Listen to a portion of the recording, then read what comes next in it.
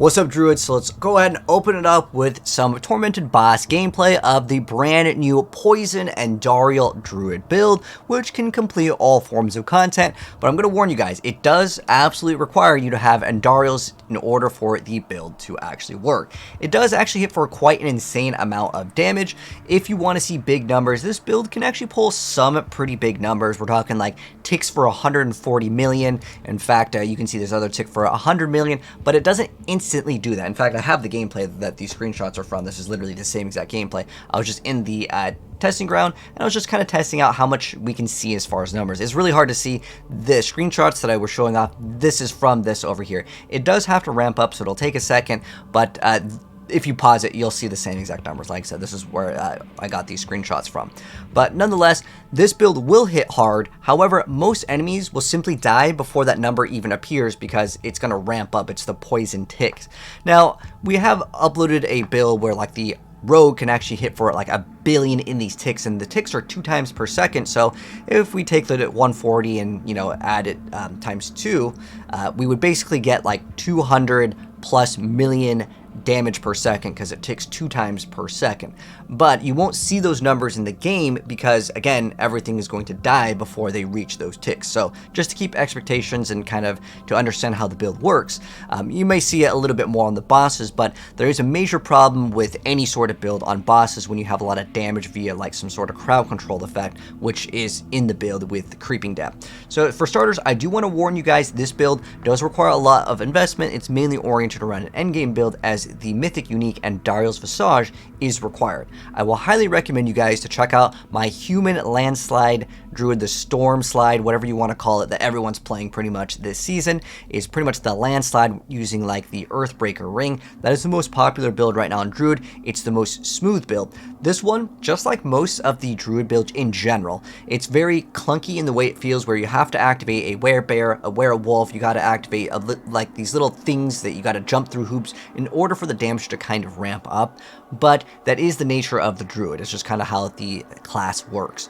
But like I said, highly recommend you guys to check out the other one. This is going to be a more off-meta build, but it's still able to complete all content. You can do all the tormented bosses. You can do Infernal Hold 7, relatively comfortable. If you want to go to 8, I mean, any build can, in theory, do 8. It's just how much are you willing to invest into time to get the correct greater affixes as well as the master working on the build. But for starters, let's go over the skills, the aspects, and the pieces of gear, as well as the skill tree and all of that. So for starters, we're going to be running Bloodhowl. This is activating our werewolf, so it helps with some of these quick shift and stuff. And then Landslide, this is the main thing that you're going to be using to actually get the damage. And Andariels doesn't deal damage by a button, it does damage by a lucky hit chance. So Landslide will also work with our Lightning Storm, and it's basically going to cast double the times. So we get basically 2 lucky hit procs versus like 1. And that's kind of how we get a lot of our damage. And then we also run Wolves. Wolves activates 2 different things. You can use it for Spirit Bond aspect. You can also use it to kind of block enemies. And it's just really nice to have, and I like it in Infernal Hordes because it'll start to aggro enemies that are further away, which you're supposed to walk to, but sometimes the wolves will just aggro them, and I love it specifically for this, but it's an optional skill. You can remove this. Cyclone Armor is just a free passive. You can remove it if you want to. Maul, I was running Debilitating Roar. The cooldown was just simply too long to upkeep, so we had this so we can activate our other bonuses like Heightened Senses or Quick Shift, and it really helps out in bosses because Bloodhowl has like basically instant activation. We can keep this up the whole time once we are fighting the trash, but in the boss, there's just not enough monsters to spawn in to consistently activate this. And then we have Cataclysm for infinite resources, that's infinite spirit, and it gives us vulnerability in our build. And then for the boons, we're running, as far as gear goes, damage reduction from elites. This build does not benefit off of crit, so we don't really use crit in this build, so we just get max life and attack speed. That's why we drop the other ones. For Wolf, we run Calamity, so we can make our ultimate Cataclysm last forever. And then we also have Calm before the storm. This will also help out with our cooldown reduction. Watch our ultimate, it's right back up, and then we're going to activate it, and it's going to be back up again and again. So it's basically in combination of Calm before the storm and Calamity. You could get some cooldown reduction. You can craft it on the amulet. You can get a Cataclysm cooldown reduction. You could also get it on your offhand, but you really don't need it, to be honest. In fact, in this gameplay, I have 1 cooldown reduction, which I believe is in the amulet category.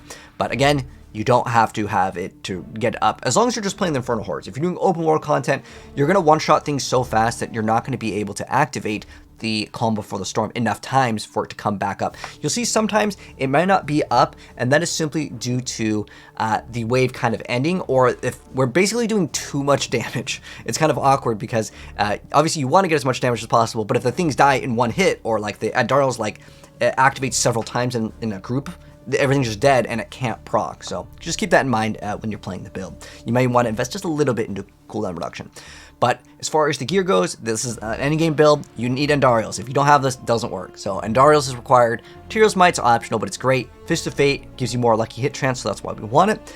And then we also run Spirit Bond. You can run any defensive aspect here. Heck, you can even run Tabbalts if you want even more damage. The build has incredible survivability because Andariel gives you life on hit, and because you're getting it off of the poison ticks, you're getting it off of the Landslide, activating so many dang times, it goes crazy. It's a really, really tanky build for recovery. You're going to bounce back instantly with this build. You do need to get armor in one of your pieces of gear because you don't have Harlequin. And then Concussive Strikes, or you can run Wild Heart Hunger. Wild Heart Hunger is a little bit more clunky, but it will give you more DPS.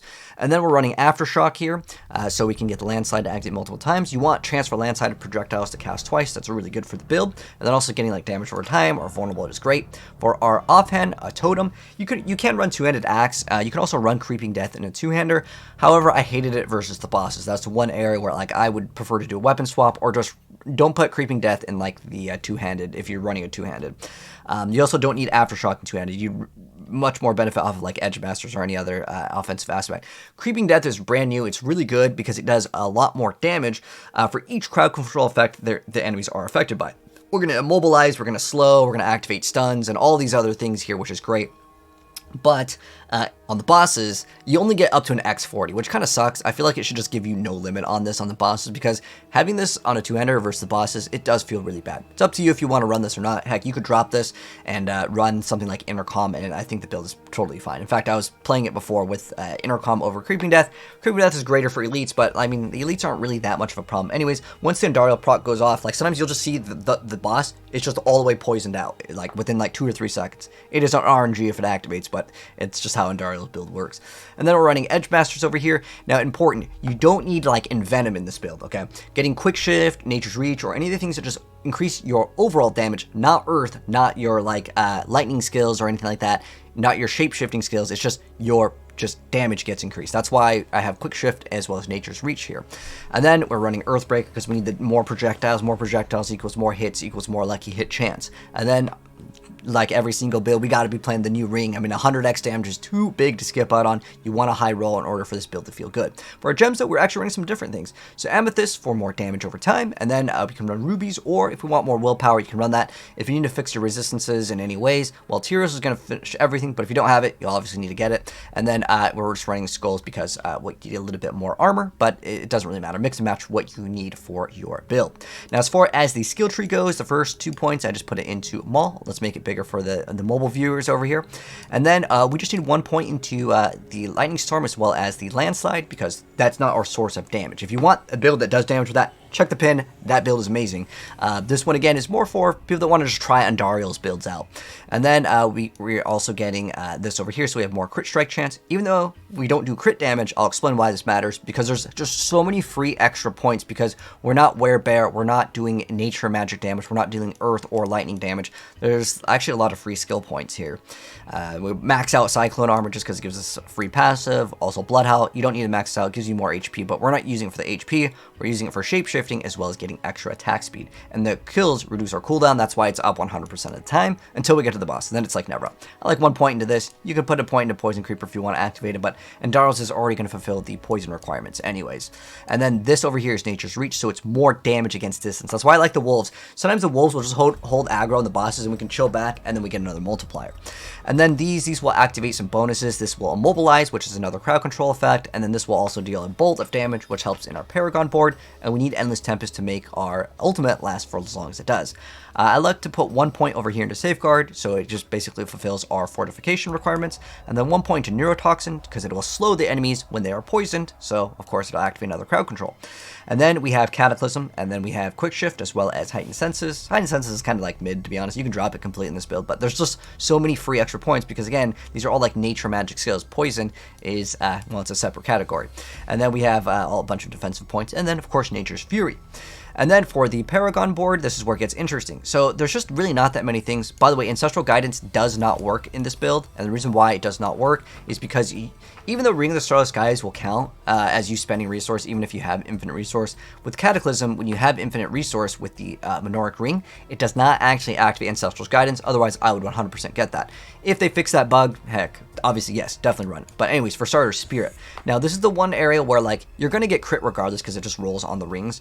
But you don't really need high crit chance. It lasts up to 20 seconds for the bonus of X12. We're just using it for the other multiplier. There's very few things here. We actually pick up so much additive damage because there isn't any good multipliers because we're not Were-Bear. And for an Andariel's build, you can't run Vasili's Prayer or be in Were-Wolf or Were-Bear to do your Landslide. You're going to be stuck with human form, so you're going to get a lot of additive damage you'll see here.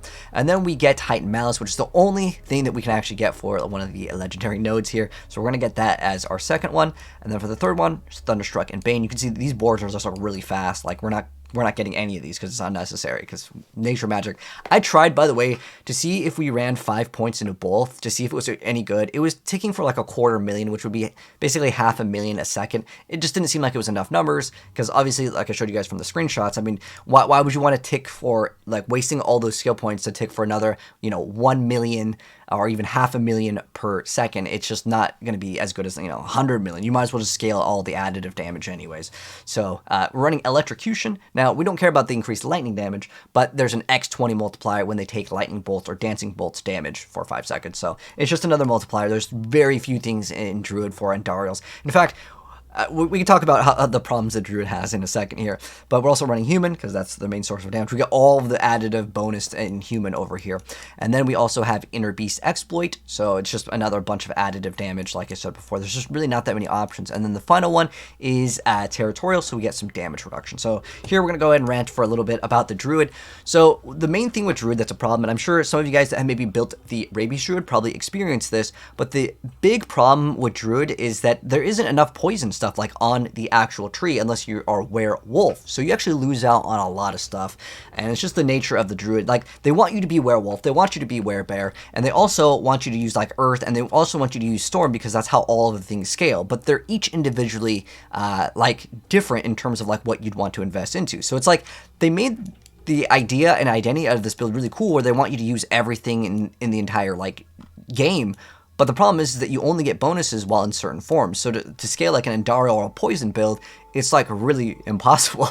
But nonetheless, I made it good enough to actually be able to complete all content. But I'm just going to tell you guys just a heads up, yes. Again, I would really recommend you guys to check out the Stormslide Druid that we uploaded that's human. It's way easier to play. It's way less strict on the gear. And it's overall, I would say, faster. The reason why is even though this build can do crazy damage, you miss out on that cooldown reduction from Harlequin. And that really makes the build feel so much smoother. And again, with this, you got to activate your Blood Howl, the shape shifting, and if you really want to get more damage, the Wild Heart Hunger is a really good thing. I like mentioned it in some notes over here, but run whatever you want in terms of like the offensive ones. You don't have to play Creeping Death. It is good, but because it takes so long, the target usually just dies, unless it's the boss. And I'm going to be straight up with you guys, the boss is going to be a few minute kill. Like, it's not just like you go in. Like the other one that we uploaded, it was like, it's under a minute of kill. It's like very fast. I don't know, it's a few seconds. But with a non like super S tier build, like this is probably like a B or C tier build at the end of the day. The bosses are essentially what kind of is the bottleneck on all the builds. If you've seen any Barbarian player, you know what I'm talking about. I'm just going to show you guys the boss so you guys can have realistic expectations. So it's not going to kill the boss super fast. You can see we're going to be building up the stagger. In fact, the stagger goes up pretty fast, and that's because Fist of Fate is excellent for that. But even when the boss is staggered, it is going to take on average, I would say probably 2 to 3 minutes, depending on your gear. I still haven't fully min-maxed this one, but it is achievable, and you can kill the boss, but it's not like it's going to be like an instant kill on a 7. Obviously, with 8, I would say probably stay away from this build, but 7 is like the golden area anyways, and if you're looking at how much we are getting, because we can kill some of the trash very fast at the very end over here. What do we get for the resource once we killed the boss? Because I think I also increased the boss's stats. So we had, there we go, 760 is a pretty decent amount. So it's not like the build suffers, especially in like the clearing of all of the like monsters that come out. It's specifically on the bosses because you don't have that stagger built up for Creeping Death to like really ramp up. So I probably would have like a weapon swap for Creeping Death specifically, and just run like Intercom, run Edge Masters, or whatever other offensive one. By the way, Retaliation will not work for this build. Retaliation only boosts your core skills, and the Andariel's skill, like the little activation, is not considered a core skill, so it won't work. But anyways, that's the Poison Druid. Yeah, I had some fun with it, and a lot of you guys wanted me to drop the build, but I still think my other build is way better. That's the way more meta and super smooth build, and this one, it's a little bit more clunky. You have to consistently activate the Blood Howl because you have to activate the bonus that you would be getting from Quick Shift. You can also maybe consider running Hunter Zenith Ring. It's something I was considering because it does give you a big multiplier. But again, then you have to convert more into Werewolf, Werebear, and then it just becomes, again, kind of like the generic Druid builds where it just doesn't feel super smooth, and I like super smooth builds, at least for my gameplay. But have some fun with it, guys. There's the build, and if you guys have any suggestions for this build, I would love to know, as I really wanted to make an Andariels build, but I think the only good Druid build that actually used Andariels was back when there was the bug with Blurred Beast, like double dipping with some of the poison damage. But we are getting an update to specifically the Shred Druid in an update in 2 more days, and that update is going to allow the cloak to actually work. Right now, the item is literally broken. It does not work, and I was really excited to play that build, but we'll drop a build guide for that if it's actually good. This one, though, I'm going to be honest, again, it's like a B or C tier build at best. Anyways, that's going to wrap it up. Let me know if there's any questions or suggestions down below in the comments, and I'll see you guys in the next video, and subscribe if you guys want to see more build guides coming very soon. I'll catch you guys in the next video, and check the pin. I'll have everything linked for you guys.